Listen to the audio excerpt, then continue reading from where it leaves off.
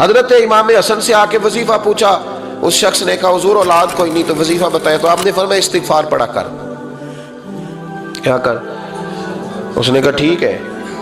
تو حضور پھر میں دوبارہ کب آؤں؟ تو امام حسن کہنے لگے بے اولاد ہے نا تو، استغفار کا وظیفہ بتایا نا؟ کہا ہاں۔ فرمانے لگے اب اس وقت آنا جب اللہ تجھے 10 بیٹے عطا کرے گا۔ کتنے؟ 2 4 نہیں، 10 ہی کہہ دیے۔ تو حضرت امیر معاویہ رضی اللہ تعالیٰ دیکھا، کہنے لگے حسن اتنا بڑا دعویٰ؟ آپ فرمانے لگے میں نے کہہ دیا نا تو اللہ فضل کرے گا، ہاں ہاں اللہ خیر کرے گا، خیر ہو جائے گی۔ وہ شخص کئی سالوں کے بعد آیا، کئی سالوں کے بعد، تو حضرت امیر معاویہ کو بھی ساتھ لایا، کہنے لگا حضور اللہ کے فضل سے اللہ نے 10 بیٹے عطا فرمائے، پورے 10 ہی اللہ نے دیے۔ تو حضرت امیر معاویہ کہنے لگے جناب بات تو آپ کی سچی ہو گئی، پر مجھے بھی بتائیے وظیفہ کہاں سے لیا؟ فرمانے لگے قرآن پاک سے، سورہ نوح کی 10 11 12 آیت پڑھو۔ اللہ فرماتے ہیں تم استغفار پڑھو، میں تمہاری بیٹوں سے بھی مدد کروں گا، مالوں سے بھی مدد کروں گا۔ تو میں نے استغفار بتائی تھی اور قرآن میرے اللہ کا ہے، رب کا وعدہ جھوٹا ہو سکتا؟ فرمایا 10 بیٹے ملنے تھے، میں نے کہہ جو دیا تھا۔ وہ میرے بھائیوں یاد رکھے استغفار اللہ کی رحمت نازل کر۔ نبی کریم علیہ السلام نے فرمایا میں دن میں 100 مرتبہ استغفار کرتا، دن میں 100۔ توبہ والا کہتا ہے کہ میں بھول گیا تھا مجھے معافی مل جائے، اور خشیت والا کہتا ہے میرا یار ناراض نہ ہو جائے، وہ استغفار ہی کرتا رہتا ہے، وہ معافی ماں۔ حضرت رومی نے مثال دی ہے، فرماتے ایک عورت تھی تو بھیک مانگا کرتی تھی، ایک دن بادشاہ کے دروازے پہ بھیک مانگنے گئی تو بادشاہ کو پسند آ گئی، اس نے نکاح کر لیا۔ 20 کنیزائیں اس بی بی کے پاس تھی خدمت کرنے کے لیے، روٹی دینے کے لیے، کپڑا دینے کے لیے، لیکن وہ ہر وقت روتی رہتی تھی، ہر وقت روتی۔ ایک سمجھدار کنیز کہنے لگی کہ ملکہ اب تیرا درجہ بہت بڑا ہے، تو ہر وقت روتی رہتی ہے، معافی ہی مانگتی رہتی ہے ہر وقت، کون سی ایسی نعمت ہے جو تیرے پاس نہیں؟ تو وہ کہنے لگی اس لیے تو روتی ہوں۔ کیا مانا؟ کہنے لگی اس لیے روتی ہوں کہ میں اس قابل نہیں تھی جو مجھے مل گیا، کہیں میرے سر کا سائیں ناراض نہ ہو جائے، وہ کہیں بگڑ نہ جائے، مجھے پتا ہے کہ میں کیا تھی اور مجھے کہاں تک پہنچا دیا، میں روتی اس لیے ہوں کہ کبھی کہیں وہ ناراض۔ حضرت عمر اس لیے روتے تھے کہ کہیں مصطفیٰ ناراض نہ ہو جائے، حضرت ابو بکر اس لیے تڑپتے تھے کہ کہیں اللہ کا فضل روٹھ نہ جائے۔ یہ جو مولا علی اپنے کمرے میں بیٹھ کے زور زور سے استغفار پڑھتے تو اس لیے نہیں کہ بڑے پاپ تھے جن کی معاذ اللہ معافی مانگتے تھے، اس لیے کہ رب رسول کہیں ناراض نہ ہو۔ تو یاد رکھیں استغفار، کئی چیزوں پہ استغفار ہوتا ہے، کئی چیزوں پہ، اور استغفار کا نفع ملتا ہے۔ کیا نفع ملتا ہے؟ وہ سورہ نوح کی آیت نمبر 10 11 اور 12 میں اللہ نے بیان فرمایا کہ استغفار صرف گناہ سے معافی چاہنے کا نام نہیں بلکہ استغفار کا تمہیں فائدہ ملے گا۔ کیا؟ رب فرماتے ہیں فَقُلْ تُسْتَغْفِرُوا رَبَّكُمْ۔ جب حضرت نوح کی قوم قحط کا شکار ہو گئی، آزمائشیں آ گئیں، تو آ کے حضرت نوح سے کہنے لگے اب ہم کیا کریں؟ تو کیا کہا حضرت نوح نے؟ فرمایا فَقُلْ تُسْتَغْفِرُوا رَبَّكُمْ، آپ نے فرمایا اپنے رب سے استغفار کرو، اپنے رب سے۔ انہوں نے قحط کی بات کی، انہوں نے کہا کہ کھیتیاں اجڑ گئی ہیں، بارش نہیں ہو رہی، قحط کی بات کی۔ آپ نے کیا کہا؟ استغفار کرو، کیوں کہ انہو کان غفارا، بے شک اللہ بڑا ہی بخشنے والا۔ وہ کیا کرے گا؟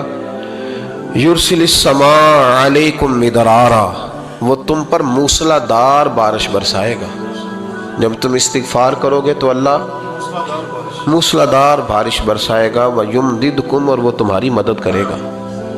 استغفار کرنے والے کی اللہ کیسے مدد کرے گا؟ بِأَمْوَالٍ وَبَنِينَ، تمہیں مال بھی عطا کرے گا اور بیٹے بھی عطا کرے گا، بارش بھی دے گا استغفار کرنے والے کو، اور مال اور اولاد سے اس کی مدد بھی کرے گا۔ وَيَجْعَلْ لَكُمْ جَنَّةٍ وَيَجْعَلْ لَكُمْ أَنْهَارًا، اللہ تمہیں جنت بھی عطا کرے گا اور تمہیں نہریں بھی عطا فرمائے گا، تمہارے لیے جنت بھی بنائے گا، انہار بھی بنائے گا۔ توبہ کا، استغفار کا تمہیں یہ فائدہ ملے گا۔ نبی پاک صلی اللہ تعالی وسلم فرماتے ایک شخص تھا بنی اسرائیل میں، بڑا مالدار تھا، تو پھر اس پہ غربت آ گئی۔ جب غربت آئی تو رو پڑا، کہنے لگا اے اللہ میں غریب ہو گیا ہوں، میری مدد فرما، میں نے بڑی نافرمانی کی ہے تیری۔ مالدار جب تھا تو بڑی موج کا، یا اللہ میں نے بڑی اب نہیں کروں گا، مجھے اس غربت سے نکال. تو اللہ نے فرشتوں سے کہا کہ دے دو جو مانگتا ہے. تو فرشتے کہنے لگے یا اللہ یہ توبہ کر کے نہیں آیا, ڈر کے نہیں آیا, یہ تو الجھ گیا تب آیا ہے. یہ تجھ سے ڈر کے ہوتا ہے نا ایسے کہ لوگ اللہ سے نہیں ڈرتے جتنا غربتوں سے معاذ اللہ ڈرتے ہیں. یا اللہ یہ تو وہ الجھ گیا تب آیا. تو اللہ نے فرمایا پتہ مجھے بھی ہے لیکن آ تو گیا ہے نا, چلو دے دو. تو کہا یا اللہ اگر دے دیا تو دوبارہ نہیں آئے گا. فرمایا اس کا بھی مجھے پتہ ہے, تم دے دو. اسے دے دیا. جب دولت مل گئی نا تو کہنے لگا اوہو وہ تو میں نے اس طریقہ سے استعمال کیا اس لیے کامیاب ہو گیا. پھر کچھ وقت گزرا تو پھر الجھ گیا, پھر قرضے چڑھ گئے, پھر سارے علاج کر. کہنے لگا یا اللہ اب نہیں کرتا, اب معاف کر دے. 70 دفعہ توبہ کی اور 70 دفعہ توڑی. حبیب کریم فرماتے ایک دن بستر پہ تھا, آسانی تھی, 70 دفعہ فرشتوں نے کہا یا اللہ یہ جھوٹا ہے, جھوٹ بولتا ہے, یہ تو غربت ہے, یہ تو تیری بارگاہ میں آیا ورنہ کبھی نہ آتا. بیمار ہوا ہے تو آیا, اس کا تو بچہ بیمار ہوا ہے تو آیا ورنہ کبھی نہ آتا. 70 دفعہ توبہ توڑی. ایک دن رات کو بستر پہ لیٹا تھا, دولتیں بھی تھیں, آسانیاں بھی تھیں. دل میں خیال آیا میں کتنا جھوٹا ہوں, جب الجھ جاتا ہوں تو اس کے دروازے پہ جاتا ہوں اور وہ کتنا کریم ہے, مجھے خالی نہیں لوٹاتا. تڑپ اٹھا, آنسو نکل گئے, اٹھ کے مصلے پہ کھڑا ہوا. تو رب کریم نے فرشتوں سے فرمایا کھول کے دیکھو دروازے, آج یہ غربت کی وجہ سے نہیں آیا, آج میرا بن کے آیا ہے. تو یا اللہ پہلے تو دولت دیتا تھا, آج کیا دے گا؟ تو محبوب فرماتے اللہ فرماتے ہم نے اسے بغیر حساب کتاب جنت عطا کرو. استغفار کریں, اس کے حضور حاضری دیں.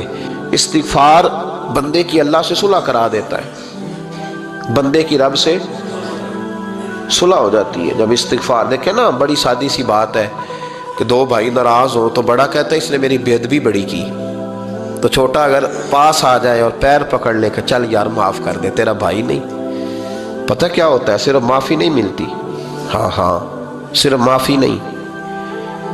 چھوٹے نے بے ادبی کر دی, بڑے کو تکلیف ہوئی, بات جب آگے بڑھی نا تو بڑے نے شکوہ کیا. جب لوگوں نے چھوٹے کو سمجھایا تو چھوٹا جب معافی مانگتا, ادھر دیکھو میری طرف, جب چھوٹا معافی مانگتا ہے نا اٹھ کے جاتا ہے اور بڑے کے پیر پکڑتا ہے تو میرا معاف نہیں کرتا, بڑا رو بھی پڑتا ہے, بڑا رو بھی پڑتا ہے.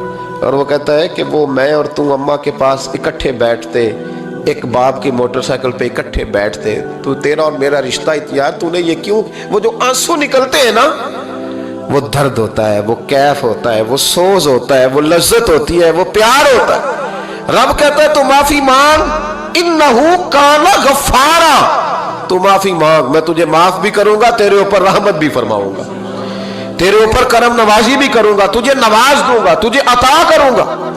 حضرت موسیٰ کلیم اللہ علیہ السلام کا زمانہ مبارکہ تھا, قحط پڑ گیا, بارش نہیں ہوتی. ہم لوگ نا اب تو خیر ہمارے پاکستان میں تو ٹیبل ٹاک ہوتی ہے, ٹاک شو ہوتے ہیں. ہمارے ہاں تو پتہ کیا جاتا ہے کہ بارش ہو کیوں نہیں رہی, پھر اس پہ یہ ہوتا ہے کہ دھواں بڑا چڑھ گیا ہے, حالات بڑے خراب ہیں, فلاں ایسے ہو گیا, قحط کا. ہم تو اسباب تلاش کرتے رہتے ہیں نا جی, فوق بہت زیادہ ہے, فلاں چیز ایسے ہے, فلاں چیز ایسے, ہم تو یہ تلاش کرتے رہتے ہیں. وہ لوگ یوں نہیں کرتے تھے, وہ سیدھے جا کے مصلوں پہ بیٹھتے تھے, اس لیے کہ وہ کہتے تھے جب رب چاہتا ہے تو پھر کوئی چیز کسی چیز کو روک سکتی, وہ سیدھے مصلے پہ بیٹھتے. اعلیٰ حضرت رحمۃ اللہ علیہ کے پاس ایک مولانا محمد حسین آئے, وہ فلکیات کے بڑے ماہر تھے. تو اعلیٰ حضرت نے فرمایا ذرا ستاروں کا حساب لگا کے دکھاؤ بارش کب ہوگی. کہنے لگا پورا مہینہ تو نہیں ہوگی. تو اعلیٰ حضرت رحمۃ اللہ علیہ فرمانے لگے کہو کہ میرا علم کہتا ہے مہینہ نہیں ہوگی, اللہ چاہے تو ابھی ہو سکتی ہے. کہنے لگا جی وہ تو ٹھیک ہے پر میرا علم, وہ جیسے روز لوگوں نے پیر نیٹو حسین شاہ صاحب نہیں کھولے ہوتے کہ بارش کب آئے گی, اور اس کی طرف نہ دیکھ, مصلے پہ بیٹھ, مہربانی کر مصلے پہ بیٹھ, اللہ کی بارگاہ میں حاضر ہو, اس سے معافی مانگ, اسے منا تاکہ وہ رحمت کی بارش. کہنے لگا جی میرا علم کہتا ہے. تو اعلیٰ حضرت فرمانے لگے پھر وہی بات, تو کہے اللہ چاہے تو بارش ابھی, لیکن یہ جو اڑ گئے ہیں نا بیچارے, یہ اڑ ہی گئے ہیں, یہ جہاں الجھ گئے ہیں وہاں یہ لوگ الجھ گئے, اللہ ہمیں الجھنے سے محفوظ فرمائے. تو اعلیٰ حضرت اٹھے تو فرمایا ٹائم کیا ہوا ہے گھڑی پہ. کہنے لگا جی 12. تو اعلیٰ حضرت نے گھڑی گھمائی, اب کیا بج گیا؟ کہنے لگا 4 بج گئے. فرمانے لگے بج گئے نا 4. کہنے لگا جی آپ نے گھڑی گھما جو دی ہے. فرمانے لگے اللہ بھی جب چاہے تو ستارے گھما دیتا ہے, اللہ بھی ستارے گھما دیتا ہے بارش. کہنے لگا جی وہ تو ٹھیک ہے پر مہینہ نہیں ہو سکتی. اڑا ہوا بندہ, اس کا کوئی علاج ہے؟ جو اڑ جو جائے، اس کے لیے قرآن کہتا ہے وَإِذَا خَاطَبَهُمُ الْجَاهِلُونَ قَالُوا سَلَامًا، اسے سلوٹ کرو دور سے، اسے کہو تو جان اور تیرا۔ کہنے لگا جی ہو نہیں سکتی پورا مہینہ، فرمانے لگے یار تو جا اپنا کام کر۔ وہ شخص کہتا ہے میں نے دروازہ کھولا اعلیٰ حضرت کا، کمرے سے باہر نکلا تو تیز بارش ہو رہی، واپس آیا تو میں نے کہا احمد رضا یہ عقیدہ کہاں سے لیا ہے؟ فرمایا دروازہ مصطفیٰ سے لیا ہے صلی اللہ علیہ وسلم۔ تو یاد رکھیں کہ اللہ کو منانا چاہیے، استغفار کرنا چاہیے، اس کی برکات۔ حضرت موسیٰ ساری قوم کو لے کے نکل گئے، آؤ بھائی میدان میں اللہ کی بارگاہ میں استغفار کریں اور بارش کا سوال کریں، بارش مانگے۔ جب باہر نکلے دیر تک دعائیں ہوتی رہیں تو حضرت موسیٰ علیہ السلام کو رب کریم نے وحی فرمائی کہ موسیٰ آپ کی قوم میں نے ایک شخص ہے جس کو 40 سال ہو گئے نافرمانی کرتے، اس نے رب سے صلح نہیں کی۔ کتنے لوگ ہیں؟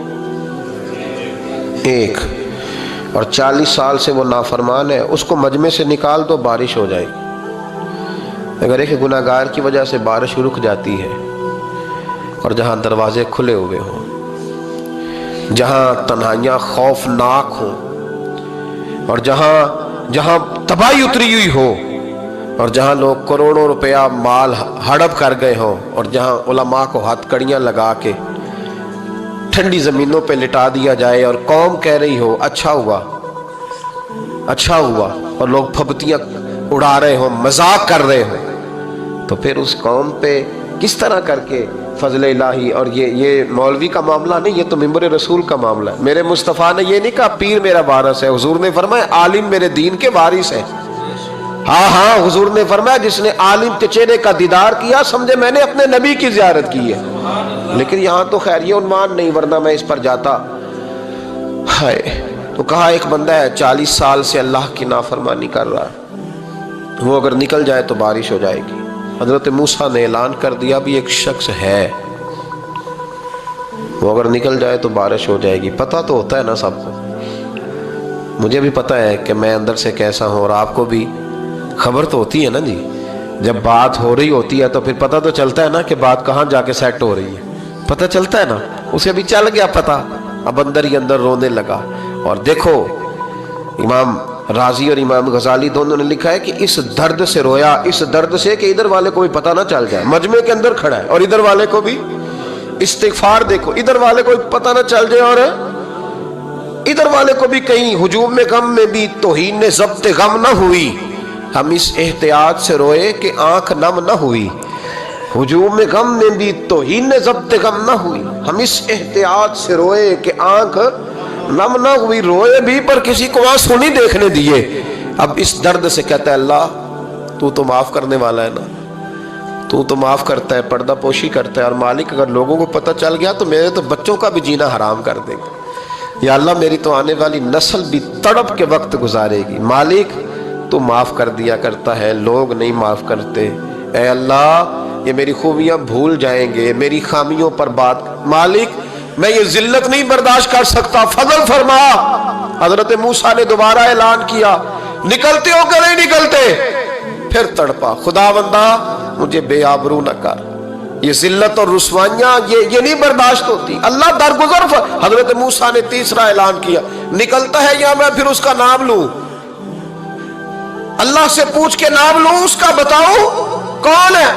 اب تو تڑپ گیا، کہنے لگا مالک میں تیری بارگاہ میں استغفار کرتا ہوں، آئندہ نہیں کرتا، آئندہ نہیں کرتا۔ یہ لفظ ادا کیے، بندہ کوئی بھی نہیں نکلا، رب کریم نے بارش عطا کر دی، تیز بارش جب برسی نا، تیز بارش، تو لوگ تو مین دیکھ کے دوڑ گئے۔ تو حضرت موسیٰ کہنے لگا یا اللہ مجھے بھی تو بتا، تو نے کہا تھا کہ جب تک بندہ نہیں نکلتا بارش نہیں ہوگی، تو نکلا کوئی بھی نہیں، بارش ہو گئی، ماجرا کیا ہے؟ تو رب کریم نے فرمایا موسیٰ بس اس نے مجھ سے صلح کر لی، اس نے مجھ سے صلح کر لی۔ اور امام غزالی نے لفظ لکھے، حضرت موسیٰ نے پوچھا، حالانکہ اللہ اپنے نبیوں کو غیب کے خزانے دیتا ہے، پوچھا کہ اے اللہ مجھے اس کا نام بتا دے۔ تو رب کریم نے فرمایا موسیٰ جب گناہگار تھا تب نہیں کسی کو بتایا، جب پاپی تھا تب نہیں بتایا، جب مجرم تھا تب نہیں بتایا، اب کیسے بتا دوں؟ فرمایا اس کی میری صلح ہو گئی ہے، اور فرمایا جو بارش نہیں نہ ہو رہی تھی وہ بھی اس کی وجہ سے نہیں ہو رہی تھی، اب جو ہوئی ہے نا تو یہ بھی اسی کی وجہ سے ہوئی ہے. یہ بارش اب جو ہوئی ہے تو یہ بھی یہ اس گناہگار کے سبب سے.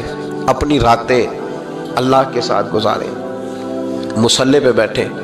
میرے صاحب رحمۃ اللہ علیہ سے جب کوئی کہتا نا کہ بڑا پریشان ہوں تو کچھ بتائیں، تو فرماتے آج رات مصلی پہ بیٹھ کے اپنے رب سے بات کرنا، میں بھی بات کروں. بندوں کو دکھ بتانے سے عزت میں کمی آتی ہے، اور اگر اللہ کو بندہ اپنے دکھ بتائے تو اللہ عزتیں بڑھا دیتا ہے. ترمذی شریف کی حدیث ہے، نبی پاک علیہ السلام نے فرمایا اگر تو دنیا داروں کو دکھ بتائے گا تو اللہ تجھے غنی نہیں کرے گا، اور اگر تو اپنے رب کو بتائے گا تو اللہ بڑی جلدی تجھے دنیا سے بے نیاز کر دے گا. تجھے لوگوں کی ضرورت نہیں رہے گی. استغفار کریں، کثرت سے کریں، ذوق سے کریں، مصلی آباد رکھیں. ہر شے دیکھو نا، جس طرح کھانے کی میز آباد رہتی ہے، بستر آباد رہتا ہے، ہمارے دیگر معاملات، اگر مصلی نہ آباد رہے تو روح بے چین رہتی ہے، طبیعت بے قرار رہتی ہے. انسان میں نے دیکھا ہے بڑے بڑے سمجھدار لوگ پاگلوں جیسی زندگی گزار رہے ہیں، بولتے جا رہے ہیں، بولتے جا رہے ہیں، بولتے جا رہے ہیں، ایسے کسی کو کوئی خبر کہ 6 فون اٹھائے ہوئے ہیں، ایسے جیسے ڈسٹرب ہو گئے مینٹلی طور پر. وجہ کیا ہے کہ ان سے جان نہیں چھڑاتے. کبھی سارے موبائل بند کر کے نا، سارے بچے ہر چیز سائیڈ پہ کر کے مصلی پہ بھی آنا چاہیے. اور مالک تو بڑا ہی قریب ہے. ترمذی شریف کے لفظ ہے، نبی پاک نے ہمیں سمجھایا اور ایک جملے میں ساری بات ختم کر دی. حضور فرمانے لگے تو اللہ کی تھوڑے دیے ہوئے رزق پہ راضی ہو جا، وہ بھی تیری تھوڑی عبادت سے راضی ہو جائے گا.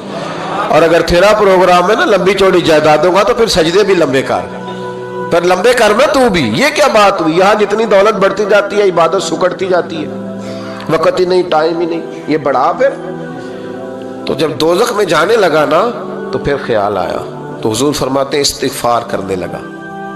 کہنے لگا اللہ میں بھول گیا تھا، اللہ مجھے غلطی لگ گئی. استغفار کر رہا. تو جب اس نے استغفار کیا تو رب کریم تو پہلے ہی بڑا قبول کرنے والا ہے. یا اللہ میں بھول گیا تو فرمایا چلو جو استغفار کرے اسے تو میں ویسے ہی معاف کر دیا کرتا ہوں، اسے بخش دو، اسے میرے فضل سے جنت میں لے جاؤ.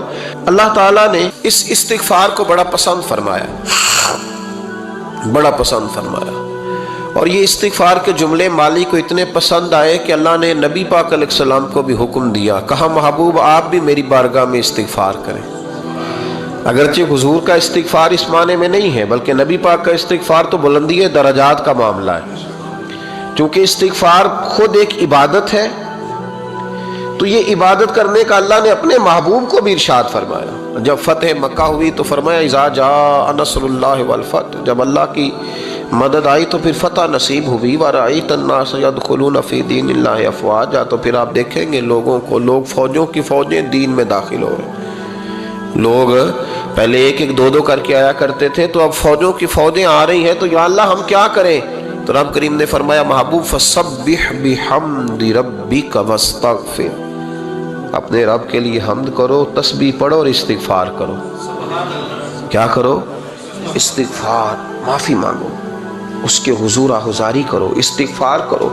معنی یہ ہوا کہ جب تو غلطی ہو جائے پھر بھی استغفار کرو، جب اللہ زیادہ نعمتیں دے پھر بھی استغفار کرو. ہمارے ہاں یہ ہوتا ہے کہ جب تو کوئی نقصان ہوتا ہے تو وہ اللہ کی طرف سے ہوتا ہے، نقصان ہو جائے تو کہتے ہیں اللہ کی مرضی تھی، اور فائدہ ہو جائے تو کہتے ہیں میں نے محنت ہی بڑی کی تھی، میری جدوجہد بڑی تھی.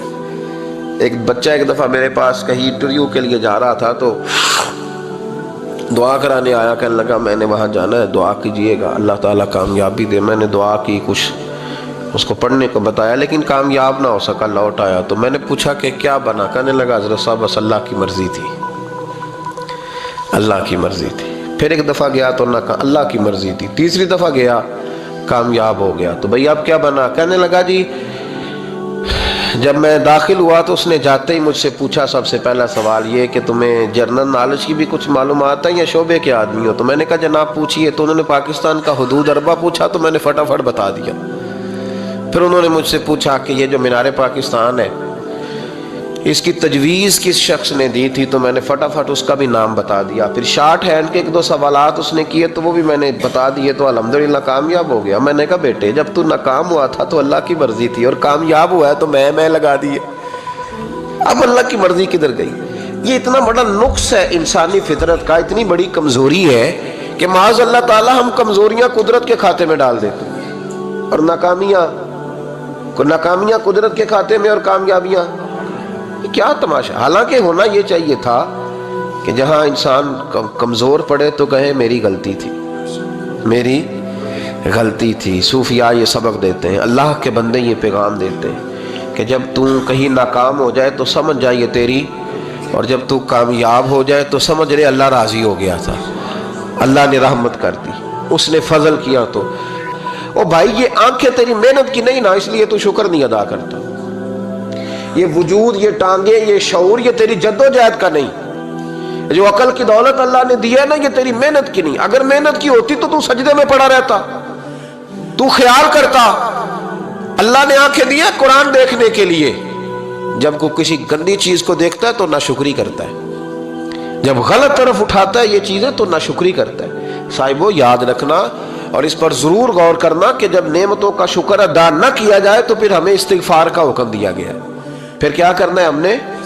استغفار کہ یا اللہ ہم تیری نعمتوں کا شکر ادا نہیں کر سکے تو ہمیں معاف فرما دے، تو ہم سے درگزر فرما، معاف فرما. ایک استغفار اس بات کا ہے کہ دیکھیں نا، یہ رسول پاک علیہ السلام کا فرمان ہے.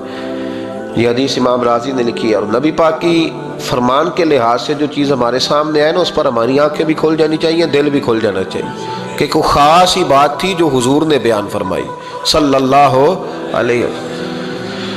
سرکار دو عالم علیہ السلام نے فرمایا ایک آدمی نے 500 سال بغیر ریاکاری کے اللہ کی عبادت کی. کتنے سال؟ 500 سال. یہ 5 سال نہیں ہوتی بغیر ریاکاری کی. تہجد پڑھنے والا جب تک 6 لوگوں کو بتا نہ دے تہجد پڑھی ہے، اتنی دیر تو تہجد آگے بڑھتی نہیں. کم از کم 6 بندوں کو پتہ ہونا چاہیے. اور میرے جیسے حاجی نمازیوں کا تو دل کرتا ہے کہ وظیفے پہ بندہ رکھا جائے جو تعریفیں کرے صبح و شام. حاج صاحب کی کیا بات ہے، حضرت صاحب کی وظیفہ دیں گے اس کو مہینے کا، وہ تعریف کرے کھول کے کہ آپ کی بڑی بات. یہ مرض ہے، تعریف سننا نا یہ بیماری ہے، اس نے جھوٹ کو جنم دیا ہے، بہت بڑا مرض ہے. حضرت سعدی نے اس پر بہت بڑے مقالہ جات لکھے ہیں اور فرماتے ہیں یہ مرض کچھ لوگوں میں بہت زیادہ ہوتا ہے. ایک امیروں میں، امیر لوگ ناراض نہ ہو جائیں پر انہوں نے کہا ہے تو کوئی حکمت ہوگی نا. امیروں میں تعریف سننے کا مرض بہت زیادہ ہوتا ہے. فرماتے ہیں کہ بادشاہوں میں اور تیسرا عورتوں میں، ان میں یہ بیماری بہت زیادہ ہوتی ہے. کوئی تعریف نہ کرے تو خود اپنی کرنی شروع کر دیتے ہیں، خود ہی کہہ دیتے ہیں کہ کیا بات سی میرے ابا جی تے وہ تے 100 حال چلدا سی تے 150 بندہ ٹکر کر. ابا جی دی چھڑ تو دس تیرے کنے چل دے، تیرے کول کنے بندے روٹی کھاندے، اپنی بات کرنا. اقبال کہتے تھے تو وہ آبا تمہارے ہی مگر تم کیا ہو، ہاتھ پہ ہاتھ درے منتظر فردہ. ابا جی کی دادا جی کے چھوڑ اپنی کر، ہمیں تو تیرا پتہ ہے تو اپنی بات کر. تیرے اندر بھی کوئی چیز ہے کہ نہیں؟ ابا دادا تو سب کے بڑے ہیں، حضرت آدم کی اولاد ہے تو حضرت آدم نبی تھے، تو باپ دادا تو سب کے بڑے بڑے ہی ہیں. بات یہ ہے کہ اپنی بات کرنی چاہیے نا. تو یہ بیماری ہے، یہ نقص ہے. 500 سال بغیر ریاکاری کی عبادت، اور بیان میرے نبی کریم علیہ السلام فرما رہے ہیں 5 بولیے. یہ بہت بڑا مسئلہ ہے، دکھاوا نہ ہو، ریاکاری نہ ہو. ہم مجالس میں جاتے ہیں نا جناب، محافل میں تو لسٹ ملتی ہے، یہ چودھری صاحب نے صدارت ہے، انہوں نے خصوصی تعاون کیا ہے، تو یہ فلانے صاحب ہے تو ان کا بھی نام لینا ہے. تو میں کبھی کبھی کہہ دیتا ہوں کہ یار آپ نے تو کہا تھا یہ نبی پاک کی تعریف کی محفل ہے، اور یہاں آپ نے لسٹ لگا دی ہے پوری تعریف کرنے والوں کی. کچھ ضروری ہے کسی کا نام لینا اور اس کا جناب ذکر کرنا اور اشتہار پہ اس کی فوٹو آنا؟ یہ کچھ ضروری ہے؟ ویسے بھی کوئی اچھا لگتا ہے کہ نبی پاک کے نام کی محفل اور میں کہوں میں صدارت کر رہا ہوں؟ ڈرنا چاہیے نا مجھے اللہ تعالیٰ، حضور کی محفل اور میری صدارت. اس پر کبھی غور کریں. اگر کوئی راہ طریقت کا مسافر ہوگا تو تڑپ جائے گا کہ نبی پاک کے نام کی محفل اور سرپرستی ایک ایسے آدمی کی جس کو وضو تک نہیں کرنا آتا. چھ معنی دار ہے، کوئی دھندا ہے معاذ اللہ تعالیٰ، جس کا جو دل کرے وہ کرتا جائے. 500 سال بغیر ریاکاری کی عبادت کی. 500 بڑا مشکل ہوتا ہے. حضور فرماتے ہیں یہی بندہ جب اللہ کے حضور کھڑا کیا جائے گا تو رب کریم اس سے کہے گا کہ چلو اس کو میرے فضل سے جنت میں لے جاؤ. تو عرض کرے گا مالک فضل تو ٹھیک ہے پر 500 سال لگائے میں نے. 5 وہ مولوی صاحب میری طرح کے بیچارے جو امام مسجد ہوتے ہیں نا تو وہ بھی کہتے ہیں جب میں آیا تھا تو 30 بچے تھے مسجد میں، اب 80 ہو گئے.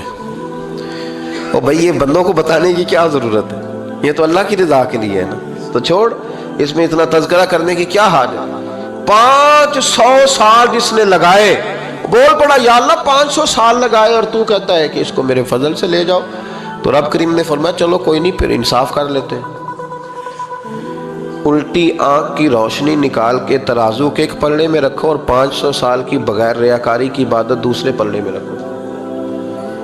کبھی اس مریض سے پوچھنا جس کو ڈاکٹر کہہ دیتا ہے کہ تیری آنکھ کا علاج نہیں ہو سکتا، بے بس ہوتے ہیں ڈاکٹر، جواب دے جاتا ہے شعور، پوچھ کبھی اس شخص سے جس کو کہتے ہیں بس جناب اب آپ اپنی آنکھیں موجود ہونے کے باوجود آپ دیکھ نہیں سکتے، اتنی موٹی آنکھ لگی ہوئی ہے، لیکن روشنی اللہ چاہے تو دیتا ہے، نہ چاہے تو نہیں دیتا۔ ایک آنکھ کی روشنی ایک پلڑے میں رکھ لو اور دوسرے میں 500 سال کی عبادت رکھ دی، اللہ اکبر۔ تو رب کریم نے فرمایا اب تولو، جب تولی تو وہ عبادت تھوڑی تھی اور ایک نعمت زیادہ تھی۔ اللہ نے فرمایا یہ تو بھائی اس کو تو 500 سال دیے تھے، یہ تو ایک نعمت کا شکر نہیں ادا کر سکا، پکڑو اس کو دوزخ میں ڈالو، یہ کر کے کیا آیا ہے، پکڑو جہنم میں ڈالو اس کو۔ جس طرح سارا کچھ چھوڑ چھاڑ کے لوگ کہتے نہیں کہ 1 مہینہ اب میں نے کسی سیاحتی مقام پہ رہنا ہے، میں نے اب کسی ٹھنڈے علاقے میں چلے جانا ہے، برف باری دیکھنی ہے، سیر کرنی ہے، 10 دن کی چھٹیاں وہاں گزارنی ہے، چلو 7 چھٹیاں وہاں گزار لو، 3 دن اپنے اللہ کے ساتھ گزارو، روزے رکھو، دن کو رات کو قرآن شریف پڑھو، تلاوت، کچھ وقت دو اللہ کے ساتھ حضور پر درود و سلام بھیجنے کے لیے، نبی پاک کی نعت کے لیے، اذکار کے لیے، بزرگوں کے لیے، پھر دیکھنا اللہ روح کو کتنا سکون دیتا ہے۔ آخر دعوانا الحمدللہ رب العالمین۔